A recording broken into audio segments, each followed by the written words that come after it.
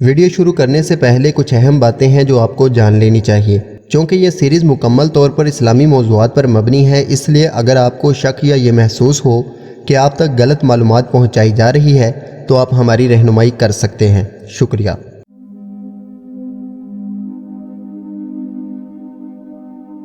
السلام علیکم ورحمۃ اللہ وبرکاتہ۔ اللہ پاک کے بابرکت نام سے شروع جو بڑا مہربان نہایت رحم کرنے والا ہے۔ عزیز دوستو، اسلامک رینڈم فیکٹ سیریز کی تیسری ویڈیو میں خوش آمدید۔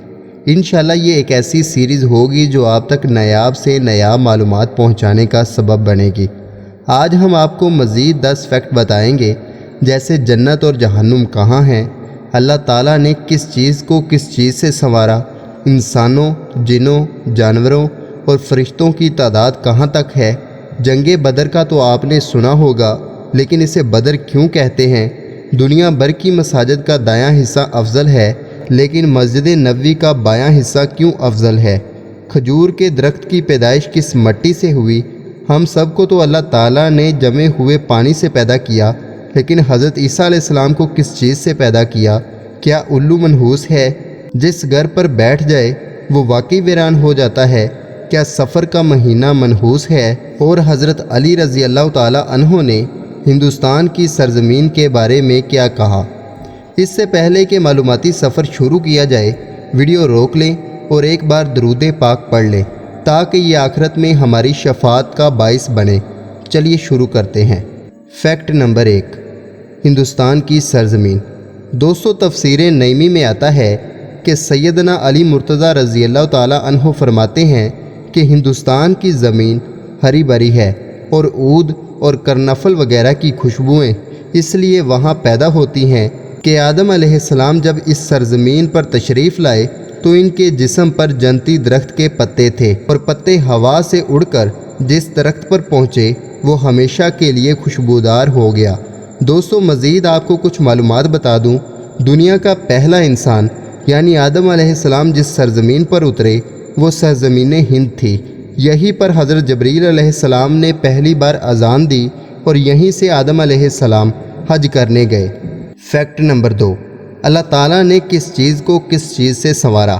تفسیر نعیمی میں ہے کہ اللہ تعالیٰ نے آسمان کو تاروں سے سنوارا، فرشتوں کو جبریل علیہ السلام سے سنوارا، جنت کو حوروں سے سنوارا، پیغمبروں کو سید الانبیاء صلی اللہ علیہ وآلہ وسلم سے سنوارا، دنوں کو جمعہ سے سنوارا، راتوں کو لیلۃ القدر سے سنوارا، مہینوں کو رمضان سے سنوارا، سجدوں کو کعبہ شریف سے سنوارا، کتابوں کو قرآن مجید سے سنوارا اور قرآن مجید کو بسم اللہ شریف سے سنوارا۔ فیکٹ نمبر 3، ایک کتاب معلم النزیل میں یہ روایت ہے کہ کسی نے حضرت ابن عباس رضی اللہ تعالیٰ عنہ سے پوچھا، جنت کہاں ہے؟ فرمایا 7 آسمانوں کے اوپر اور دوزخ 7 زمینوں کے نیچے ہے۔ فیکٹ نمبر 4، بدر۔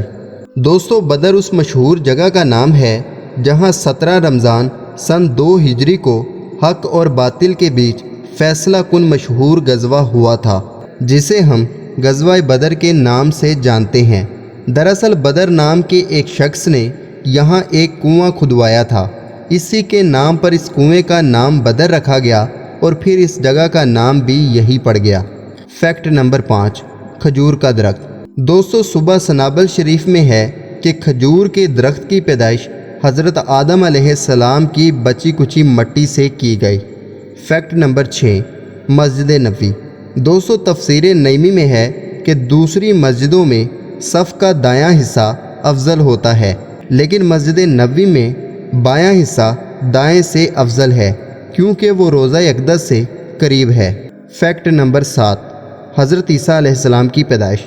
تفسیر نعیمی میں ہے کہ ہم سب کو اللہ تعالیٰ نے پانی سے بنایا، ہم جمع ہوا پانی ہیں، لیکن حضرت عیسیٰ علیہ السلام کو ہوا سے بنایا۔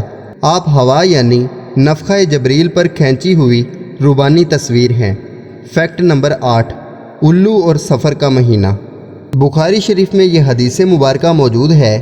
حضرت ابو ہریرہ رضی اللہ تعالیٰ عنہ سے روایت ہے کہ رسول اللہ صلی اللہ علیہ وآلہ وسلم نے ارشاد فرمایا، کسی بیماری کا ایک دوسرے کو اڑ کر لگنا اور حامہ یعنی الو کو منحوس سمجھنا اور یہ عقیدہ رکھنا کہ وہ جس گھر پر بیٹھ جائے وہ ویران ہو جاتا ہے، یا گھر کا کوئی فرد مر جاتا ہے اور سفر کے مہینے کو منحوس جاننا، ان سب کی کوئی حقیقت نہیں۔ ایک دیہاتی نے عرض کیا، اے اللہ کے رسول صلی اللہ علیہ وآلہ وسلم، تو پھر ان اونٹوں کے بارے میں کیا کہا جائے جو ہرن کی طرح ریگستان میں دوڑتے پھرتے ہیں، لیکن جب کوئی خارش والا اونٹ ان میں مل جاتا ہے تو دوسروں کو بھی خارش زدہ بنا دیتا ہے؟ تو نبی کریم صلی اللہ علیہ وآلہ وسلم نے فرمایا، اچھا یہ بتاؤ کہ پہلے اونٹ کو کس نے خارش زدہ بنایا؟ فیکٹ نمبر 9، تفسیر روح البیان اور تفسیر نعیمی میں ہے کہ انسان جنات کا 10واں حصہ ہیں اور جن و انسان خشکی کے جانوروں کا 10واں حصہ ہیں، اور یہ سب پرندوں کا 10واں حصہ ہیں، اور یہ سب مل کر دریائی جانوروں کا 10واں حصہ ہیں، اور یہ سب مل کر زمین کے فرشتوں کا 10واں حصہ ہیں، اور وہ سب مل کر پہلے آسمان کے فرشتوں کا 10واں حصہ ہیں، اور وہ سب مل کر دوسرے آسمان کے فرشتوں کا 10واں حصہ ہیں، اور 7ویں آسمان تک یہی ترتیب ہے۔ پھر یہ تمام مخلوق کرسی کے فرشتوں کے مقابلے میں بہت کم ہے۔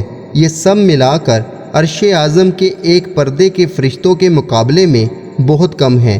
خیال رہے کہ عرش اعظم کے 6 لاکھ پردے ہیں اور ہر پردے میں اسی قدر فرشتے ہیں۔ پھر یہ تمام مخلوق ان فرشتوں کے مقابلے میں جو عرش اعظم کے ارد گرد گھومتے رہتے ہیں ایسے ہے جیسے دریا کے مقابلے میں ایک بوند، اور ان کی گنتی اللہ تعالیٰ ہی جانتا ہے۔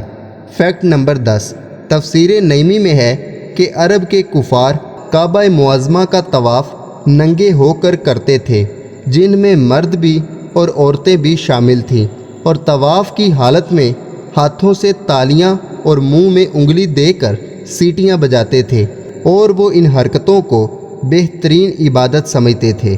تو دوستو، امید کرتا ہوں کہ یہ چھوٹی سی کوشش آپ کے علم میں اضافے کا سبب بنی ہوگی۔ ویڈیو پسند آئے تو ویڈیو کو لائک کریں، چینل کو سبسکرائب کریں، اپنا اور اپنے دوستوں کا خیال رکھیں۔ اللہ حافظ، اللہ نگہبان۔